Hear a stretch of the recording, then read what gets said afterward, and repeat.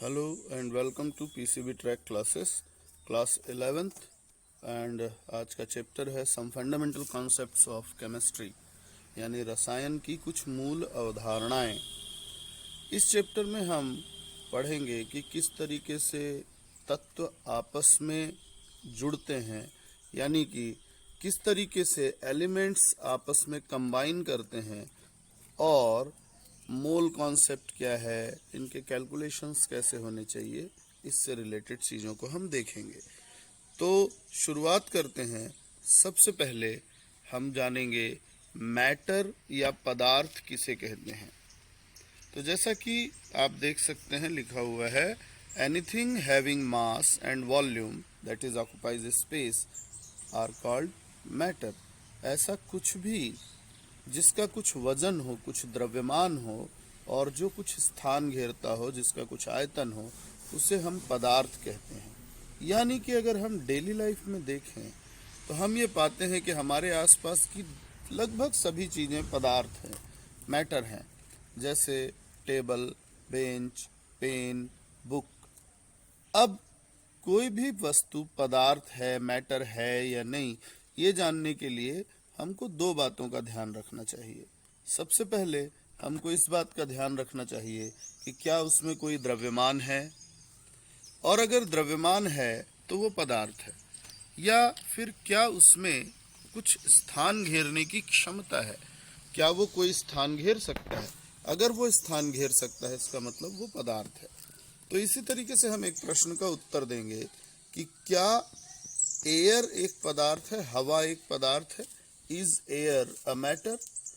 तो सबसे पहले जानिए कि हाँ, हवा एक पदार्थ है, क्योंकि इसमें आयतन आपको स्पष्ट रूप से दिखाई देता है।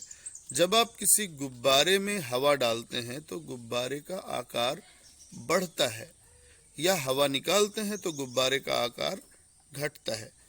इस तरह से हम ये देखते हैं कि गुब्बारे में गैस डालने पर उसका आयतन बदलता है, यानी गैस में आयतन होता है। तो yes, air is a matter because it has volume, you can see in balloon as. और दूसरा, इसमें द्रव्यमान भी होता है। हम दैनिक जीवन में जिस गैस सिलेंडर का इस्तेमाल करते हैं किचन में, आप देखें कि खाली गैस सिलेंडर और भरे हुए गैस सिलेंडर का द्रव्यमान अलग अलग होता है, जिससे साफ जाहिर होता है कि अगर सिलेंडर में गैस भरने पर उसका वजन बढ़ रहा है, मतलब वजन गैस का है, तो गैस में द्रव्यमान भी होता है। अगर एम्प्टी सिलेंडर और फिल्ड सिलेंडर के वेट को कंपेयर किया जाए तो हम सब जानते हैं field cylinder is heavier than empty cylinder. The extra weight of the cylinder is due to presence of gas, LPG gas. So gas has mass, that is why air or gas is a matter. अगला topic हम देखेंगे, matter के कितने type होते हैं। In physical state के बारे में हम बात करें कि पदार्थ के कितनी भौतिक प्रावस्थाएं होती हैं। टाइप ऑफ मैटर में अगर हम देखें तो मैटर के 3 फिजिकल स्टेट होते हैं। यहाँ टाइप ऑफ मैटर की जगह हम फिजिकल स्टेट ऑफ मैटर पढ़ें इसको तो ज़्यादा बेटर है। मैटर के मेनली 3 फिजिकल स्टेट होते हैं। ऐसे तो क्रिटिकल स्टेट और भी हैं, पर वो हमारे स्कोप के बाहर है। तो यहाँ हम देखेंगे कि मैटर के जो 3 फिजिकल स्टेट है उसमें पहला है सॉलिड। सॉलिड किसको बोलेंगे हम? दूसरा है लिक्विड, तीसरा है गैस। तो सॉलिड के बारे में बात करें, सॉलिड ऐसे सब्सटेंसेस को कहा जाता है जिनका एक डेफिनेट शेप भी होता है और डेफिनेट वॉल्यूम भी होता है। इसका मतलब substances which has definite shape and volume are called solid. ऐसे पदार्थ जिनका निश्चित आकार और आयतन होता है, आकृति और आयतन होता है। जैसे आप एक डस्टर ले लीजिए, आप एक पेन ले लीजिए, या ऐसा कुछ ले लीजिए, आप पाएंगे कि उसका आकार उसको जहां रखा जाता है उस पर निर्भर नहीं करता, उसका आकार नियत रहता है, यानी उसमें परिवर्तन नहीं होता। तो ये ठोस है। दूसरा, इसको छूने में आपको ये कठोर लगेगा, ठीक है ना। When touched it feels hard. Next point है कि इनके पार्टिकल्स बहुत नजदीक व्यवस्थित होते हैं। The particles of solids are very closely arranged, there is negligible space between particles. इनके पार्टिकल्स के बीच में जो स्पेस होता है, जो हम कहें कि कणांतर दूरी होती है, वो नगण्य होती है। इसलिए इनके पार्टिकल या कण गति नहीं कर सकते, मूव नहीं कर सकते। They can not move. Example है रॉक यानी पत्थर, कॉमन साल्ट घर का नमक, शुगर शक्कर हो गया, आपका टेबल, बेंच, पेन, डस्टर, ढेर सारी चीजें हैं जिनको आप सॉलिड में गिन सकते हैं। दूसरा है लिक्विड, इससे भी हम भली भांति परिचित हैं। लिक्विड ऐसे पदार्थों को कहा जाता है जिनका आयतन तो निश्चित होता है, लेकिन जिनकी आकृति निश्चित नहीं होती। Substances which has fixed volume but not fixed shape are called liquid. Second point, they take shape of container. इनको जिस बर्तन में रखा जाए ये उसकी आकृति ले लेती हैं। जैसे अगर ग्लास में रखो तो ग्लास जैसा हो जाएगा, किसी कटोरे में रखो तो कटोरे जैसा हो जाएगा। Particles of liquid are not arranged as close as in solid. Liquid या द्रव पदार्थ के कण भी नजदीक ही व्यवस्थित होते हैं, पर ठोस जितना नजदीक नहीं होते। इसका मतलब इनके कणों के बीच में कुछ दूरी पाई जाती है और इनके कण थोड़ा बहुत गति कर सकते हैं, मूव कर सकते हैं। There is little space present between particles. Example के लिए वाटर, ऑयल, अल्कोहल, पेट्रोल, तेल, पानी, ये सब। टाइप ऑफ मैटर में तीसरा टाइप है gas. Substances which do not have any fixed shape and volume are called gas. ऐसे पदार्थ जिनका न तो निश्चित आकार होता है और न ही निश्चित आयतन होता है, इन्हें हम गैस कहते हैं। They occupy all the space of container. आप इसको जिस भी पात्र में रखें ये उसके सारे आयतन को घेर लेते हैं। There are large spaces present between particles of gases. Gas के अणुओं या कणों के बीच में बहुत ज़्यादा स्थान होता है, इसलिए ये मुक्त गति कर सकते हैं। ऑक्सीजन, नाइट्रोजन, हाइड्रोजन जो एयर में प्रेजेंट हैं, ये सब गैसेस हैं। अब आते हैं type of matter on the basis of their behaviour. या कुल मिला के अब एक्चुअल में हम पढ़ेंगे फिजिकल स्टेट के बाद टाइप ऑफ मैटर।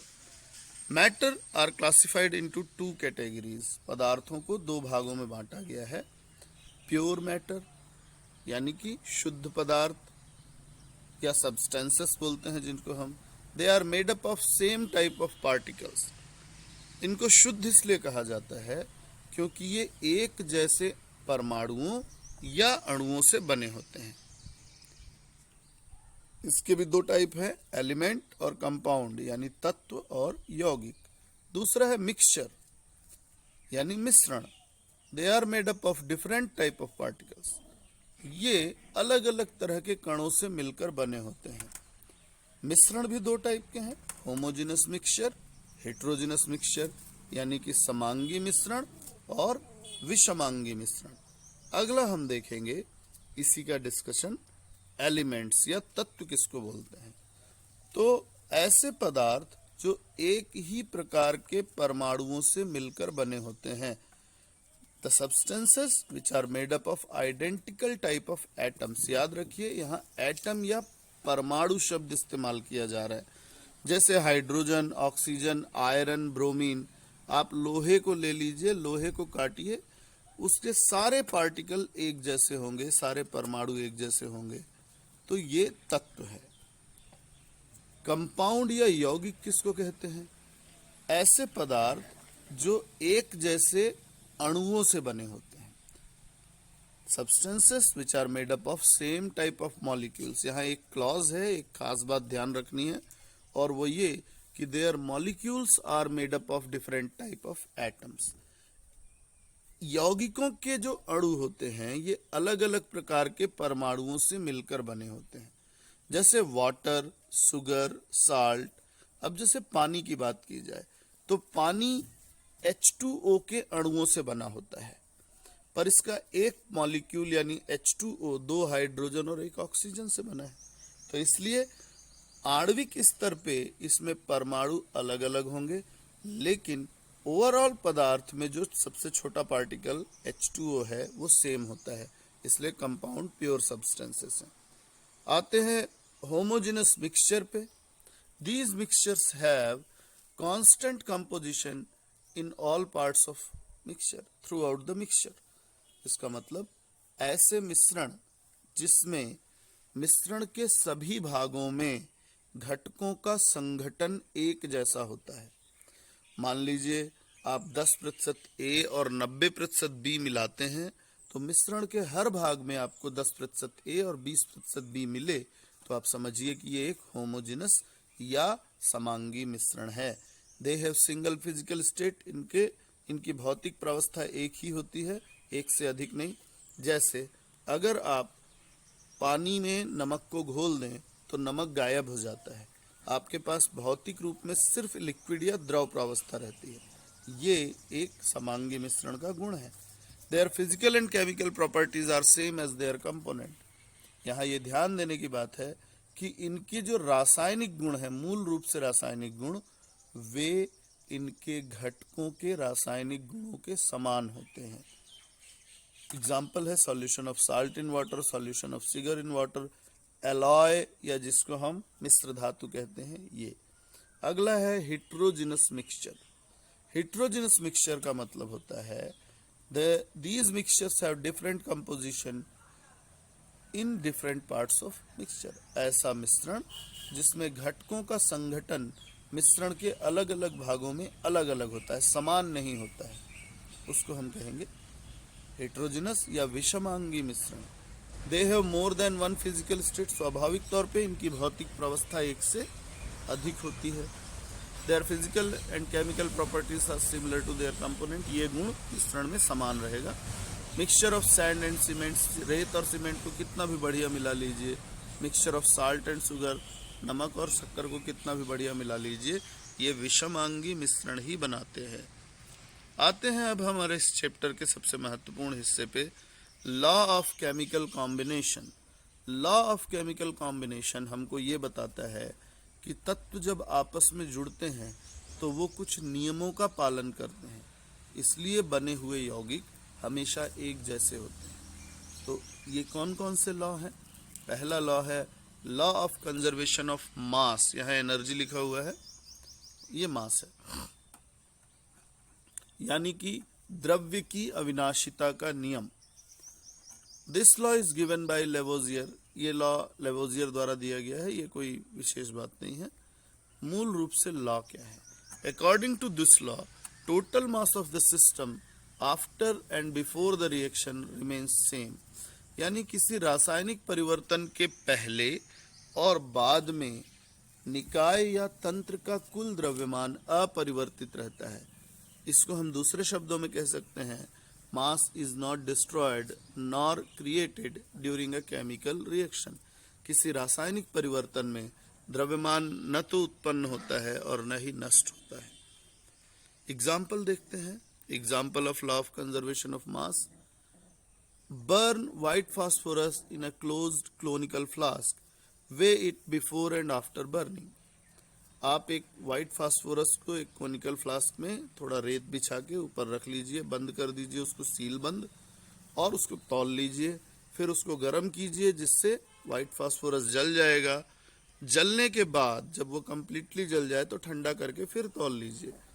आप पाएंगे कि the mass remains same before and after burning. जलाने के पहले और जलाने के बाद आपको द्रव्यमान समान मिलेगा, जो इस नियम की पुष्टि करता है। अगला है लॉ ऑफ फिक्स्ड और कांस्टेंट कंपोजिशन, यानी कि स्थिर अनुपात का नियम। इस नियम के अनुसार in a molecule of a compound the ratio of masses of its constituent elements remain constant irrespective of its source.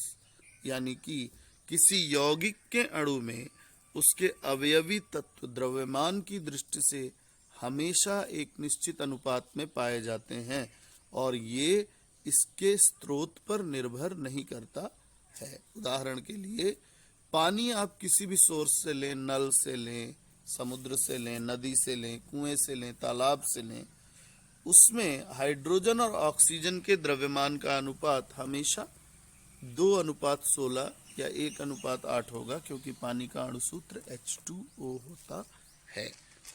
अगला है लॉ ऑफ मल्टीपल प्रपोर्शन, यानी कि गुणित अनुपात का नियम। इस नियम के अनुसार यदि if two elements combine together to form two or more compound, then the ratio of different masses of one element combined with a fixed mass of other element always remain in a simple whole number ratio और simple multiple ratio। अर्थात यदि दो या दो से अधिक या दो तत्व आपस में मिलकर दो या दो से अधिक प्रकार के यौगिक बनाते हैं, तब एक तत्व का निश्चित द्रव्यमान जो दूसरे तत्व के भिन्न भिन्न द्रव्यमान के साथ जुड़ा होता है, हमेशा एक निश्चित अनुपात में पाया जाता है।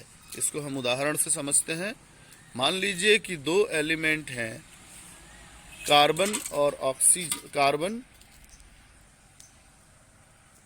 ऑक्सीजन के दो यौगिक बनते हैं, कार्बन मोनोऑक्साइड और कार्बन डाइऑक्साइड। यहाँ कार्बन और ऑक्सीजन के द्रव्यमान का अनुपात कार्बन मोनोऑक्साइड में देखिए 12:16 और कार्बन डाइऑक्साइड में है 12:32, 12:32। अब यहाँ पर कार्बन का मास दोनों कंपाउंड में फिक्स है, मतलब the mass of one element is fixed. तो जिस एलिमेंट यानी ऑक्सीजन का मास दोनों में अलग अलग है, एक में 16 है, एक में 32 है, इनका अगर हम रेशियो निकालें 16:32, तो हम पाएंगे कि ये 1:2 एक सिंपल रेशियो है। यही लॉ ऑफ मल्टीपल प्रोपोर्शन है। नेक्स्ट है लॉ ऑफ रेसिप्रोकल और इक्विवेलेंट प्रोपोर्शन। इसको हम बोलते हैं व्युत्क्रम अनुपात का नियम या तुल्यांक अनुपात का नियम। इस नियम के अनुसार जब दो तत्व यानी when two element combined with a fixed mass of a third element, the ratio of masses of first two element remains same as the ratio of masses in which they combine together। जब दो तत्व किसी तीसरे तत्व के निश्चित द्रव्यमान से संयोग करते हैं, तब इन दोनों तत्वों के द्रव्यमान उसी अनुपात में होते हैं जिस अनुपात में ये आपस में संयोग करके यौगिक बनाते हैं। उदाहरण के लिए when carbon and hydrogen combine with fixed mass of oxygen forming carbon dioxide and H2O, यानी कि जब कार्बन और हाइड्रोजन ऑक्सीजन के निश्चित द्रव्यमान से क्रिया करके कार्बन डाइऑक्साइड और H2O बनाते हैं यानी वाटर बनाते हैं, तो इनके मास का रेशियो, इनके द्रव्यमानों का अनुपात कुछ इस प्रकार होता है। कार्बन डाइऑक्साइड में ये होता है 12:32, कार्बन का 12, ऑक्सीजन का 32। H2O या वाटर में होता है 2:16। क्योंकि हमको ऑक्सीजन के द्रव्यमान को फिक्स लेना है, इसलिए हम इसको 4:32 भी ले सकते हैं। यानी CO2 में भी 32 ऑक्सीजन है और H2O में भी 32 ऑक्सीजन है। ऐसी स्थिति में इन दोनों एलिमेंट्स से जो दो तत्व कार्बन और हाइड्रोजन हैं, उनके मासेस का ratio, the ratio of masses of carbon and hydrogen are 12:14, 12 carbon का, 4 हाइड्रोजन का।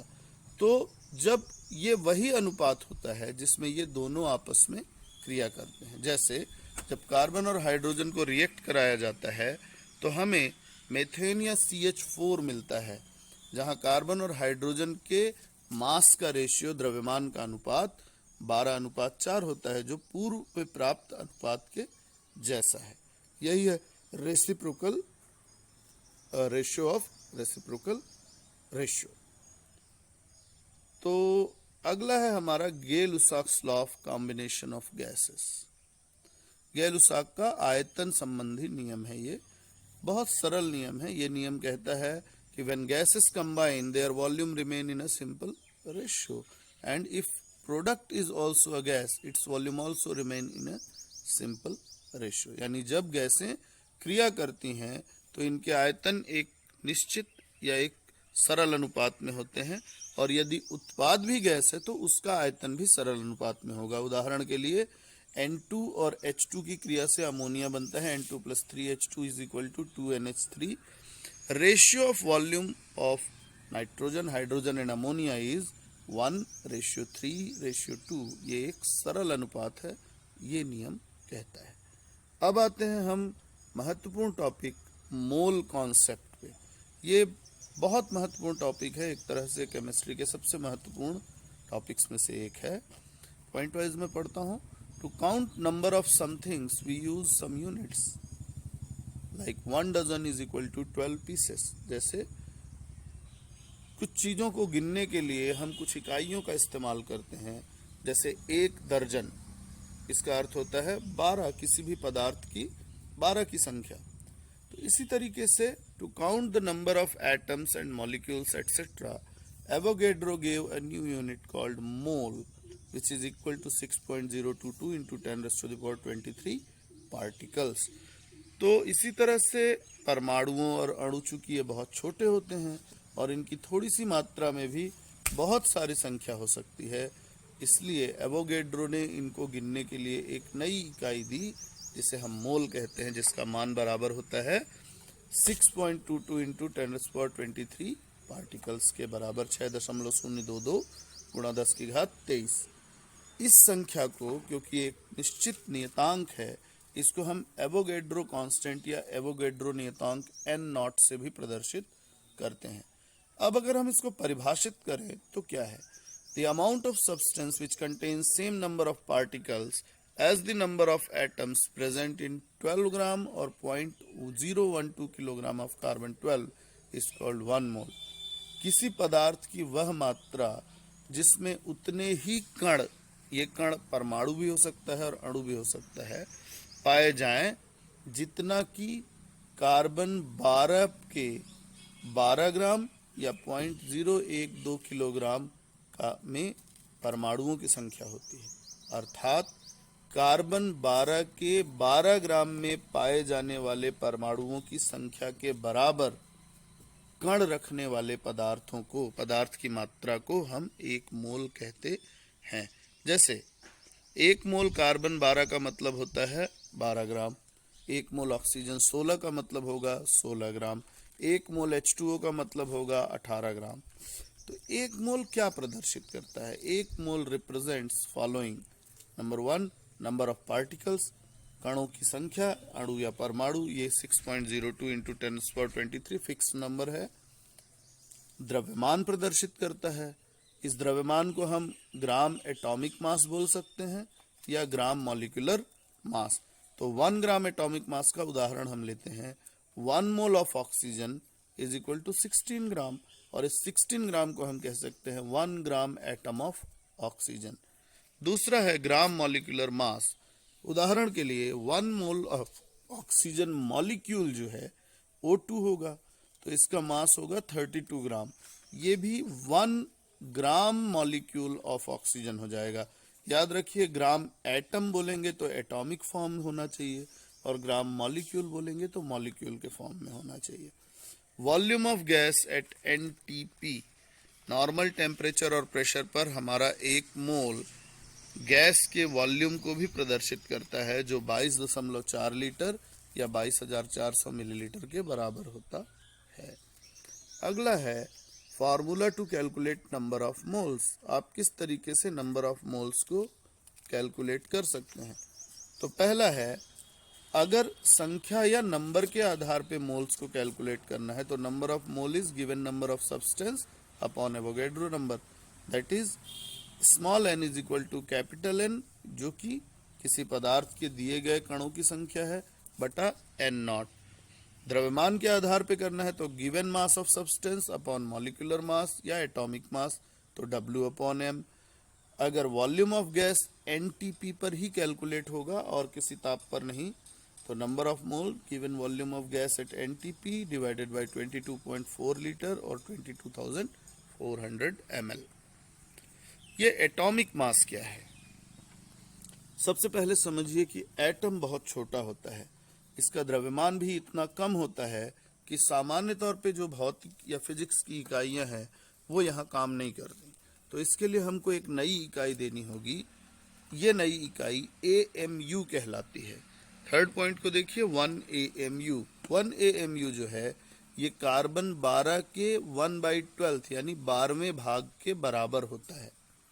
इसका द्रव्यमान 1.64 इंटू 10⁻⁻24 ग्राम होता है।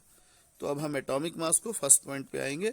Atomic mass of any element represent how many times an atom of the element is heavier than the 1/12th part of an atom of carbon 12। यानी कि किसी तत्व का परमाणु भार यह दर्शाता है कि उस तत्व का एक परमाणु कार्बन 12 के एक परमाणु के 12वें भाग से कितने गुना भारी है।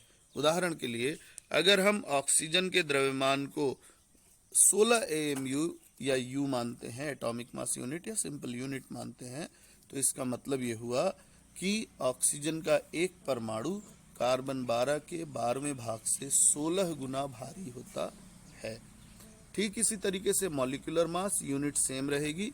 Molecular mass of any substance represents how many times a molecule of that substance is heavier than 1/12th part of an atom of carbon 12 atom.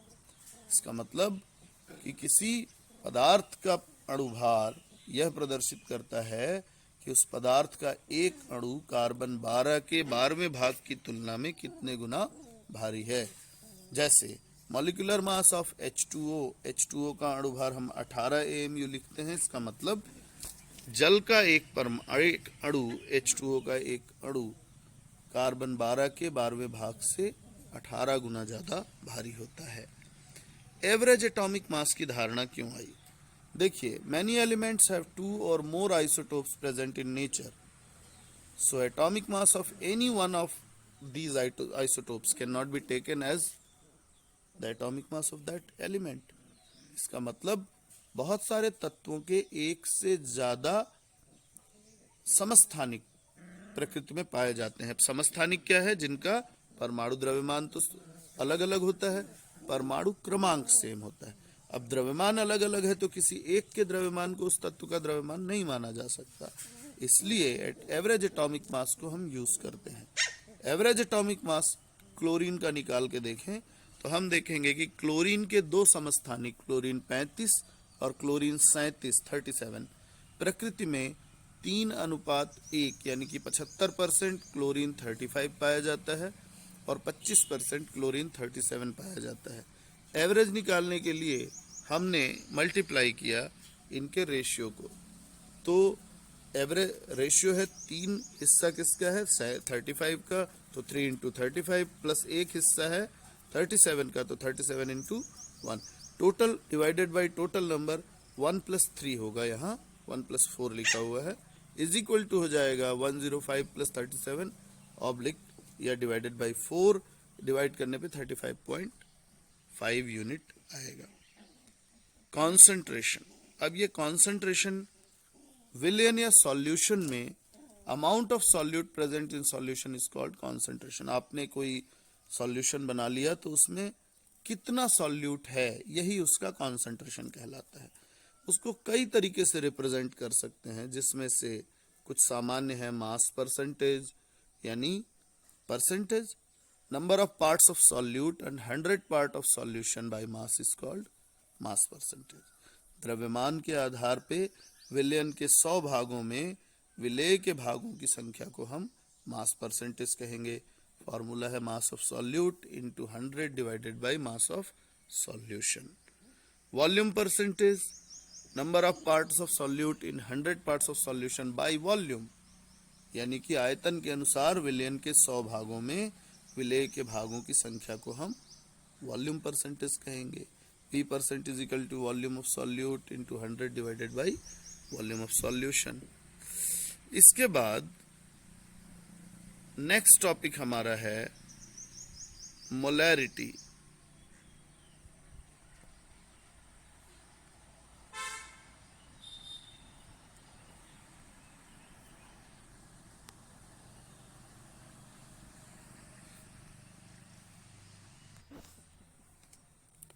तो मोलैरिटी का मतलब होता है, डेफिनेशन पढ़ते हैं, number of moles of solute present in 1 litre that is 1000 ml of solution is called its molarity. किसी विलयन के 1 लीटर या 1000 मिलीलीटर में उपस्थित विलेय के मोलों की संख्या को मोलैरिटी कहा जाता है।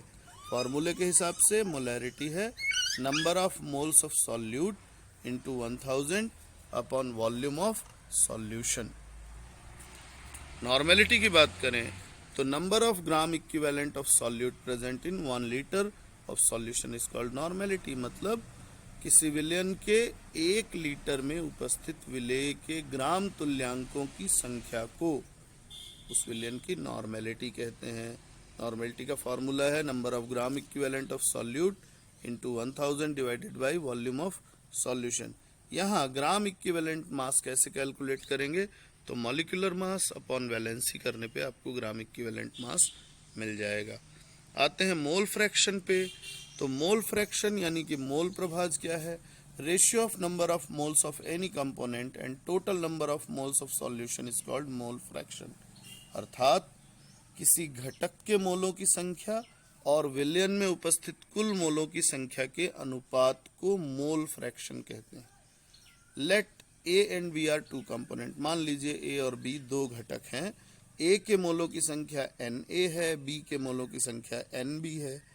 तो ए का मोल फ्रैक्शन होगा number of moles of A divided by total number of moles of solution. मतलब एक्स ए से प्रदर्शित करेंगे Na divided by Na plus Nb। इसी तरीके से mole fraction of B X B is equal to Nb divided by Na plus Nb। Percentage composition.